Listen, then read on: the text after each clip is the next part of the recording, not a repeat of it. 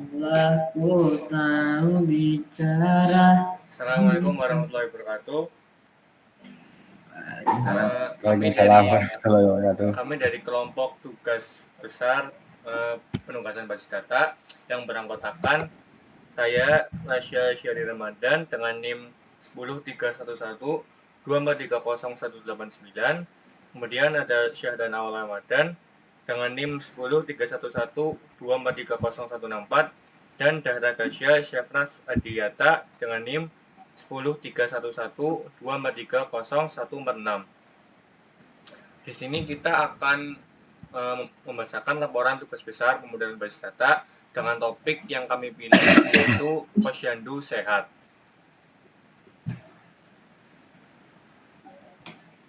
Yang pertama ada deskripsi topik terlebih dahulu. Untuk meningkatkan kesejahteraan ibu, bayi, dan balita, pemerintah di negeri Konoha mengembangkan sebuah sistem informasi yang dirancang khusus untuk mencatat dan memonitor kegiatan posyandu di setiap wilayah. Sistem ini bertujuan untuk memantau pelaksanaan program pemberian vaksin, layanan keluarga berencana atau biasa disebut KB, serta memastikan kecukupan gizi bagi bayi dan balita yang berusia 0 hingga 5 tahun. Selanjutnya dilanjutkan oleh teman saya, Dahra Gasya. Nah, selanjutnya masuk ke aturan bisnis. Yang pertama yaitu sistem informasi akan menyimpan seluruh data posyandu yang ada di dalam seluruh daerah pelosok negeri Konoha. Data posyandu meliputi nama posyandu, kelompok, dan warna posyandu. Contohnya, kelompok pertama berwarna merah, kelompok media berwarna kuning, dan seterusnya. Daftar kegiatan-kegiatan apa saja yang dilakukan posyandu serta lokasi posyandu berada. Kedua, setiap posyandu wajib memiliki kader yang akan menjadi pelaksana seluruh program kegiatan posyandu. Sistem ini juga mencatat daerah seluruh kader yang ada di suatu posyandu.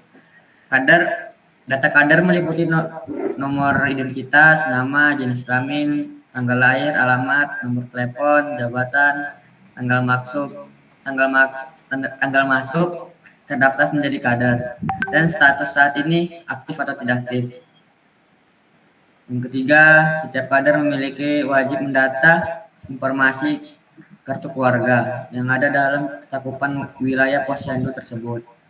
Objek atau sasaran kegiatan posyandu meliputi ibu hamil atau nifas, ibu dari orang tua bayi atau balita, dan keduanya, ibu yang sedang hamil sekaligus memiliki bayi dan balita. Selain itu, dilakukan juga pendapatan mengenai kelahiran bayi, baik yang lahir dalam keadaan hidup, tinggal, maupun yang sempat hidup lalu meninggal. Untuk bayi atau balita yang hidup dilakukan imunisasi dan dicatat juga riwayat vaksin dan imunisasinya. Yang keempat yaitu ada untuk ibu yang nifas atau hamil dilakukan pendataan terkait data diri secara umum plus tanggal terakhir haid atau HPL, hari prediksi lahiran, kondisi kehamilan per bulannya, apakah telah mendapatkan suplemen penambah darah per 3 bulan sekali, dan apakah telah melakukan imunisasi TT atau tetanus. Setelah ibu melahirkan, dicatat juga tanggal persalinannya dan durasi nifasnya. Untuk bayi yang dilahirkan akan dicatat secara terpisah pada data bayi. Bagi ibu-ibu yang kategorinya orang tua bayi atau balita, selain dicatatnya data diri, juga dicatatnya mengenai pemberian dan penggunaan alat kontrasepsi atau KB, baik oleh dirinya maupun pasangan. Kelima yaitu ada data bayi meliputi NIK, nama ayah, anak keberapa, dari berapa bersaudara, tanggal dan tempat lahir, berat badan saat lahir, tinggi badan saat lahir,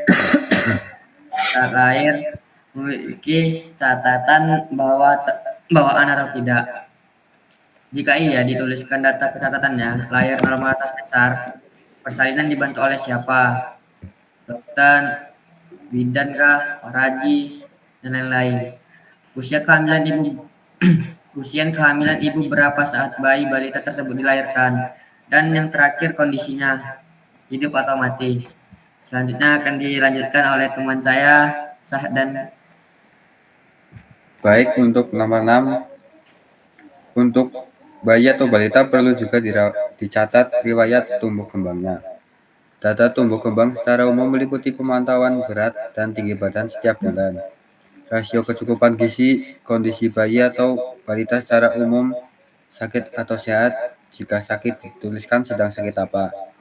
Selain itu, ditata juga apakah bayi atau balita tersebut memiliki penyimpangan atau keterlambatan pertumbuhan, seperti merangkak, jalan, bicara, daya dengar, daya lihat, dan lain-lain, serta penyimpangan dari sisi emosional seperti autism, hiperaktif, dan lain-lain.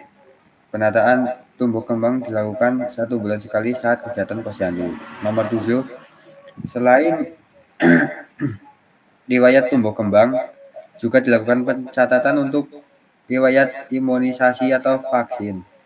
Vaksin apa saja, baik yang wajib maupun tambahan, yang telah didapat oleh bayi tersebut. Serta dicatat juga tanggal pemberian vaksin dan apakah terjadi KIPI, kejadian ikutan pasca imunisasi, pasca imunisasi. Jika iya, apa bentuknya? Lalu nomor 8, setiap posyandu juga memiliki data daftar jenis vaksin.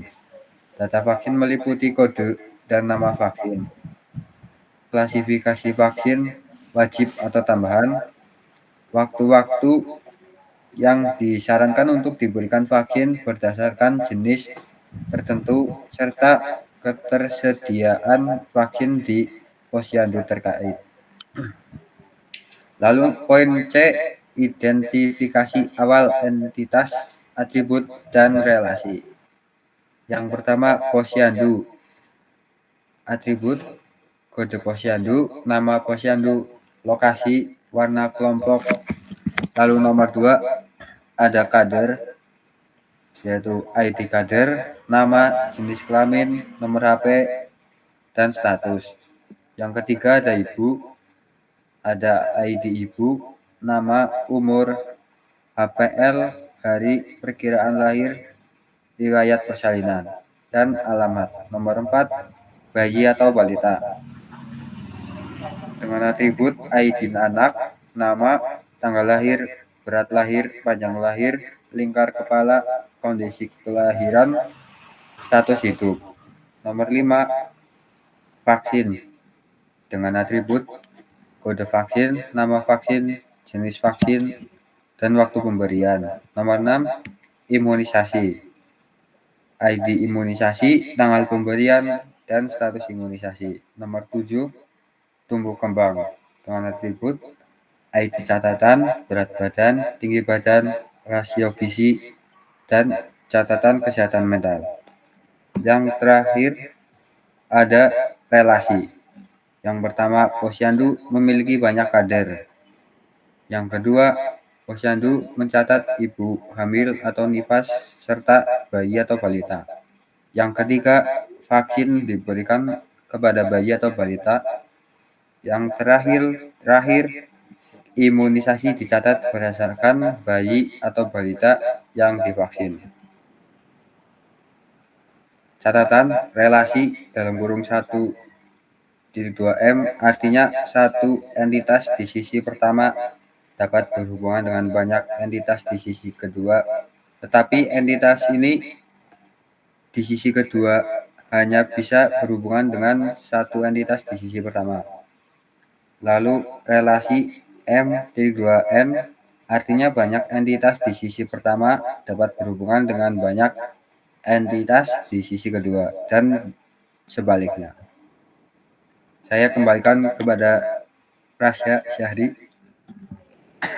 Baik, semua progres yang sudah kita kerjakan, sudah dibacakan. Mungkin baru segini saja progres yang bisa kita kerjakan, karena baru seminggu juga sih ya, masih lama deadline-nya. Baik, terima kasih. Apabila ada kesalahan dalam pembacaan atau penyampaian, mohon maaf, dan apabila ada baiknya bisa diterima dan semoga bermanfaat bagi yang mendengarkan. Amin.